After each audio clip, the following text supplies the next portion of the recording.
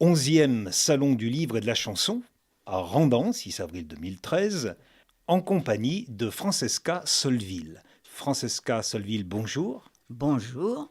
C'est la première fois que vous venez à Randan? Non, je suis venue plusieurs fois. Et c'est tellement bien que quand on me demande, je viens, je cours, je vole. Voilà.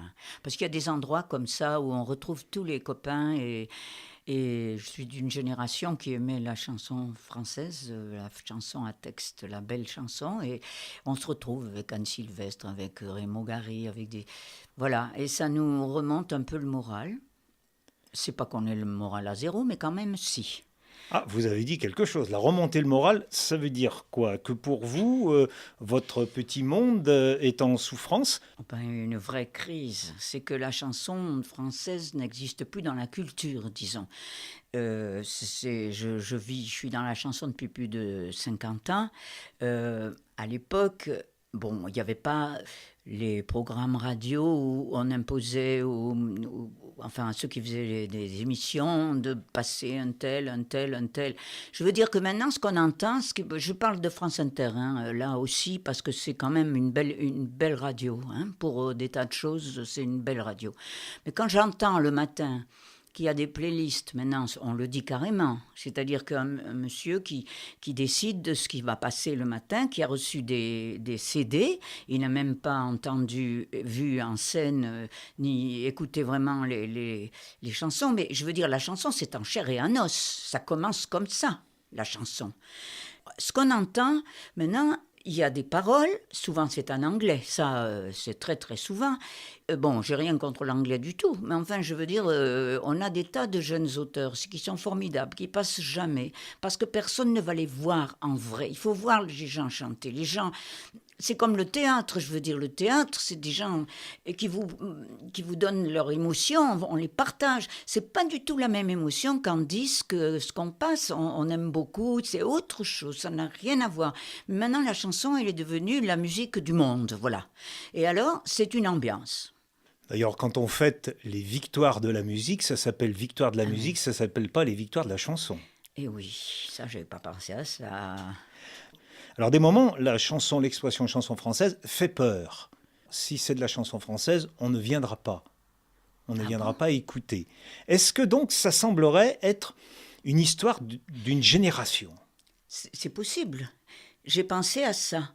Mais on fait peur aux gens. Parce que moi, j'ai fait chanter, enfin, j'ai tellement fait de tours de chant à Aragon et de choses importantes et des belles chansons. Parce que moi, je ne suis qu'interprète, mais je sais choisir mes chansons. Et c'est Alain Leprest, c'est bon, c'est Raymond Gary, c'est des gens. Et j'ai eu souvent, mais enfin surtout une fois, je me souviens, un monsieur qui est sorti, qui était un mineur de fond du côté du Creusot, je sais pas, qui m'a dit, oh là là, ils m'ont obligé à venir ce soir, mais j'ai tout compris. Eh bien, je veux dire que c'est le compliment le plus formidable qu'on pouvait me faire, c'est qu'on est, on est un fusible. Et ce fusible, il est plein de tous les auteurs et compositeurs qui ont travaillé sur des émotions et qui veulent les faire transmettre, qui les transmettent. Et moi, ça a été mon grand bonheur d'être un fusible pour partager ce qui est beau dans la vie. Vous avez utilisé à plusieurs reprises le mot émotion. Claude Agege, un linguiste distingué, a Oui. écrit dernièrement un livre où, il le dirait bien mieux que moi, mais sa thèse c'était de dire arrêtons de n'apprendre à nos chères têtes brunes et blondes que l'anglais, d'accord l'anglais, mais encore une autre langue, de telle façon qu'on ne formate pas les esprits à uniquement la forme de cette langue. Vous avez une langue, utilisez-la pour penser et traduire vos émotions plutôt que de bondir vers une autre langue, ce qui ne veut pas dire Mais les négliger. c'est-à-dire que pour ce qui est de la chanson, on bondit sur l'anglais parce qu'effectivement, la musique, et puis on comprend rien de ce qu'ils disent, mais c'est toujours clair. Enfin, c'est une ambiance extraordinaire, formidable, qui, bon, avec les Rolling Stones, tout ça, ça nous a réveillés à un moment. Ça, même nous Certes. qui étions dans les petits cabarets et tout ça, à chanter des belles chansons, mais bon, on était heureux d'aller les voir, de les écouter. Mais bon, c'est autre chose. Et je sais plus. Il y a quelqu'un qui a enregistré un disque, mais j'aimerais bien retrouver ça en français. C'est une traduction des chansons bien connues, justement des Rolling Stones et tout ça. Quand on lit ça, les paroles, c'est pas terrible, quoi. Voilà. Bon. Il me semble avoir lu un texte dernièrement de Georges Moustaki. Oui. On ne peut pas le suspecter d'être un anglophile absolu. Mais il dit malgré tout que parfois, il entend des chansons anglaises. Je crois qu'il cite Leonard Cohen. Ah ben oh, Leonard Cohen. Il dit, et sans comprendre l'anglais, il y a quelque chose, ça serait une autre dimension. Alors, il y a la parole, il y a la musique. Vous avez cité l'interprétation sur scène, le spectacle vivant. Et il y a cette idée de climat. Ah oui, oui. Non, mais Leonard Cohen, il parle... moi aussi, c'est un de ceux qui m'impressionne le plus. Et vous saisissez l'anglais, excusez-moi. Je parle un peu anglais. Oui. Enfin, j'ai appris à l'école. Comme tout le monde. Comme tout le monde. Moi, je parle surtout italien. Hein, bon, mais l'anglais... Mais c'est la manière dont cet homme vous emporte et vous envoûte. Oui. Parce qu'il y a des gens qui savent envoûter. Même avec des choses pas très forcément intéressantes. Je ne parle pas de Leonard Cohen, mais je dis... Dans la vie, on rencontre des gens qui sont prêts à vous emmener dans un monde que vous ne connaissez pas. Il va vous ouvrir des portes. Parce que la vie, elle est faite de ça. Moi, toute ma vie, j'ai rencontré des gens qui m'ont ouvert des portes. Et il y a des gens qui sont toujours enfermés dans leur lieu. Là, ça, c'est horrible, quoi. Alors, c'est vrai que vous avez fait des belles rencontres dans votre vie. Et ça a commencé en 1959 avec, je crois que c'est Ferret et Jacques Douai qui vous ont guidé, d'aller voir du côté de Macorlan et côté d'Aragon. C'est un homme merveilleux. Et Aragon, c'est Ferret qui m'a donné ces 10 chansons. Il ne les avait pas enregistrées. Elles n'étaient pas éditées. Mais un soir, il a chanté à la Mutualité, il a chanté ces 10 chansons. Moi, j'étais dans le chant classique, mais il y avait Philippe Girard, qui était un très bon musicien, et qui m'avait demandé, comme ça, dans des coulisses, je ne sais pas quoi, est-ce que ça vous ennuierait pas de venir m'aider, de venir chanter deux textes d'Aragon que j'ai mis en musique. J'ai chanté ce soir-là à la Mutualité 2 chansons d'Aragon, et Ferret était là. Et quand j'ai entendu les chansons de Ferret, je suis allée le voir, et lui, ça lui avait plu, et il m'a dit, tu viens chez moi demain matin. Je suis allée chez Ferret, il m'a donné ces 10 chansons qui n'étaient pas éditées, écrites à la main. On est allé dans un lieu, à l'époque on n'avait pas d'imprimante chez nous du tout, donc il fallait aller dans des endroits spéciaux pour faire photographier des textes. Et moi j'ai les chansons d'Aragon, Ferret, comme ça, avec tout. Et je suis allée tout de suite à la Colombe et j'ai fait une audition et j'ai été prise à cause de ces chansons. Et après, j'ai été embarquée dans ce monde-là, quoi. Et là, c'est pas une porte qui s'ouvre, c'est un portail. Et oui. Non, mais comme j'ai fait des études de lettres, j'étais licenciée de lettres aussi. Je veux dire que la littérature, ça a été très important. Un papa qui était d'origine gasconne, on le dit, et une maman italienne, d'où votre prénom. Voilà. Ce mélange à la maison, ça fait, vous avez dit, une formation plutôt classique, mais quand même une initiation à la musique qui vous a aidé quand même. De ma mère, parce que mon père, il chantait que des chansons grivoises, enfin...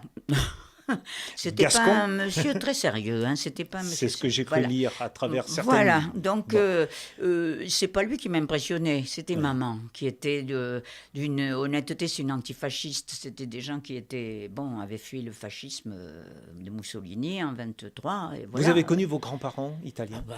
Comment? Et mon arrière-grand-père, je l'ai pas connu, mais il était avec Garibaldi, parce que là, j'ai pas pu le connaître. Mais c'était un des 1000 qui sont partis en Sicile et qui ont fait l'unité de l'Italie. Alors j'imagine qu'il y a des légendes dans la famille à partir de ça. C'est magnifique. Et il a rencontré... et puis alors, il a fait 7 enfants après. Et sur les 7 enfants, il y avait 2 filles. Et quand il y a eu le fascisme, les 5 garçons sont devenus pas fascistes, mais fascistes. Ils sont restés là. Et les 2 filles ont émigré contre le fascisme. Quoi. C'est marrant, c'est de famille. Quoi. Et pour ma mère, ça a été pareil. Et pendant la guerre, voilà, bon, alors il s'est passé des tas de choses. Vous avez fait des belles rencontres, mais cela vous a aidé aussi à rencontrer d'autres personnes comme Mouloudji, Ah ben avec qui vous oui. avez fait la Ah ben, commune en chantant. Et puis, excusez-moi, quand j'ai fait ma petite recherche, j'ai été étonné de découvrir le nom de Armand Mestral. Et Armand Mestral, pour moi, à la maison, c'était la chanson des Blés d'Or. oui. Il a été une grande vedette, oui, vraiment. Ça a D'accord. été, c'était, puis c'est un spectacle formidable, la commune en chantant, c'était Ouais. formidable. Et puis Mouloudji, c'est un homme, bon, je m'aime beaucoup, quoi. On a fait 100 représentations de ça. Sans Oui. représentation. Alors après, il y a eu Ah, il y a eu chanson. Ferrat surtout, hein. Oui, alors j'y Bon, arrivais. Après, bon, on arrive avec Ferrat. oui, Vous étiez l'une des interprètes, comme on disait, oui, de de Ferrat. Ferrat. On a le souvenir quand même, excusez-moi d'évoquer le 16 mars 2010, où vous avez chanté en Ah Entraigue, oui, vous avez chanté Ma Ma France, France. oui. Et puis il y a aussi une rencontre avec quelqu'un de plus jeune, Alain Ah Leprest, oui, alors. Ouais. qui a écrit avec vous tout un CD qui porte un nom italien, Al Dente. Alors comment s'est passé ce travail-là? C'est simple. J'avais entendu dire qu'il y avait un jeune chanteur qui s'appelait Alain Leprest et qui était passé à Bourges. Bon, comme il était en Entraigue sur la place, je vois un magnifique jeune homme, c'était en 92 ou 91, quelque chose comme ça, ou 90, je me souviens plus, qui se précipite sur moi et qui me dit: Francesca, je vais t'écrire 2 chansons. Et il était si beau. Et il avait une telle expression d'intelligence. Et je lui ai dit: non, 12. Alors il m'a dit: d'accord. Alors je l'emmène chez moi, je fais des spaghettis, on fait des pâtes, et puis il me dit: on va partir chez Gérard Pierron. Et on est parti, j'ai laissé mon mari sur place à Entraigues. Je suis partie chez Gérard Pierron, donc pas en Normandie, mais par là, je ne sais plus. Bon, on a travaillé, c'est pas qu'on a travaillé ensemble. Je gardais les enfants de Gérard Pierron, Alain allait au bistrot, et il revenait. Alors il m'a fait les petits enfants de verre, et puis je lui ai dit: tu sais, maman, elle est morte, voilà. Il me fait Sarment, une chanson. On n'avait pas besoin, on se parlait. Il y a des gens comme ça, on n'a pas besoin de se... Quand je parle des émotions, parce que c'est quand même... C'est ça, ça passe à travers les yeux, ça passe à travers les mots. Mais avec Alain, ça a été... Il m'a complètement remis dans le ruisseau de la jeunesse, où il y avait des bons auteurs que j'ai rencontrés après, des gens comme, je sais pas, Bernard Joyet ou Loïc Lantoine, ou etc. Je me suis retrouvée dans ce flot. Et bon, j'avais connu, il y avait Maurice Fanon avant, qui, je veux dire, tout le monde mourait aussi, je sais pas, c'est une génération. Et là, j'ai rencontré, et j'ai vraiment aimé rencontrer tous les amis d'Alain, et ils m'ont tous écrit des chansons, et je suis toujours avec les amis d'Alain, et qu'on aime, quoi. C'est une chance quand même pour vous, c'est ce qui me sidère, moi, quand on regarde un peu votre parcours. C'est la somme des bonnes rencontres au bon moment. Comme si, alors il y a quelqu'un qui disait ça, on a les rencontres qu'on mérite. Ah ben, ça, je serais ravie. Ils sont arrivés toujours, Ouais. par exemple, l'exemple de Lepré, moi je me disais, il est arrivé un moment quand vous dites, j'ai retrouvé le plaisir du début, un petit Oui, peu ça, oui, oui, une oui. deuxième, un Oui, deuxième oui. élan. Si vous n'aviez pas rencontré Leprest, vous J'aurais ne... continué, bon, Aragon, j'aurais peut-être rétréci, je ne sais pas, mais là, Ouais. c'est lui qui m'a vraiment sorti du bord de l'eau, disons qu'il y a des endroits qui coulent plus, et il m'a mis dans l'eau qui coule. Voilà. C'est vraiment l'impression que j'ai eue de retrouver la vie d'un fleuve qui va vers l'infini, la mer. Pour revenir à ce qu'on disait au début, on a un public qui n'arrive plus à entendre ça. Où il est ce public? Non, quand il est là, quel qu'il soit, moi j'ai chanté enfin, pour des rockers ou je ne sais pas quoi, et ça passe toujours. Quand on est un interprète, parce que c'est sûr que c'est pas la même chose. Les auteurs-compositeurs, ils sont souvent entre eux, quoi, c'est-à-dire entre, dans eux-mêmes. Un interprète, il est là, c'est comme Catherine Sauvage, je veux dire, c'était quelqu'un qui, boum, balançait les choses et les partageait avec les gens, quoi. Directement, c'est ça l'interprète. Il y a de moins, il n'y en a pas beaucoup, hein, parce que maintenant il faut qu'on soit auteur-compositeur, mettre une certaine ambiance. C'est une ambiance qui est à la mode un peu, et c'est ce que je reproche beaucoup. Voilà, surtout France Inter que j'aime bien. France Culture, il y a des bonnes émissions, Laura Adler, tout ça. Je veux dire, il y a des belles émissions, mais je suis désolée le matin, j'écoute beaucoup parce que je me lève tard, hein, mais bon, à 9h30 comme ça, et j'entends les playlists. Alors bon, j'essaie d'écouter, mais c'est tout. Appel aux auteurs-compositeurs, soyez un peu moins interprètes, soyez un peu moins égoïstes, donnez aux interprètes. Mais ils donnent. Mais je reçois une Ah, quantité mais effrayante parce que je ne peux pas les aider de toute façon. Je n'ai plus, personne n'a d'argent pour faire des disques. Les maisons de production, comme c'est les théâtres nationaux par exemple, ils ne font plus de tours de chant. Avant, moi, dans mon époque, l'époque de Ferrat, de Ferré, etc., on allait dans les maisons de la culture. je voulais arriver à ça, si vous voulez, Hein? parce que cette manifestation où nous sommes, Oui, rendant, pose question. On rappelle toujours Ferrat, Ferré, oui, Brel, Brel. Brassens, parfois Béard. On fait toujours référence à ces gens-là. Quand on parle avec Serge Féchet, au Vivat de Oui, Véricelle, il dit « Je mets quelqu'un de méconnu, mais je mets qu'il chante les chansons de Brassens ou de Ferré. Je suis sûr que ouais, les gens vont venir, car ils vont pas voir le nom de l'interprète, mais ils vont voir le nom ouais, de ouais. référence. » Mais c'est ça, parce que souvent, moi je vois des jeunes qui viennent m'écouter chanter. C'est les grands-parents qui leur ont donné le goût de ça. Moi j'ai vu il n'y a pas longtemps un jeune homme qui m'a dit, je suis venu vérifier si mon grand-père avait raison de me passer sans arrêt, hein, avant de m'emmener à l'école, il me passait des chansons que vous chantiez. Et je suis venu, c'était au Limonaire, dans un tout petit bistrot à Paris. Et je suis venu vérifier que mon grand-père avait pas tort. Il avait pas tort, il avait raison, mon grand-père. Alors vous me dites quelque chose, là aussi, la transmission au sein de la Ben, c'est famille. ça. Ah, ben, c'est essentiel. De faire écouter, mais aussi de chanter peut-être. Aussi. Mais c'est fou ce que la famille politiquement aussi, je veux dire, c'est une transmission forte. Et pour la chanson, c'est vrai.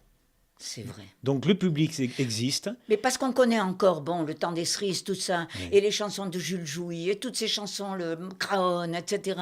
On les connaît, même si on les connaît pas. C'est des chansons qui sont en nous comme ça.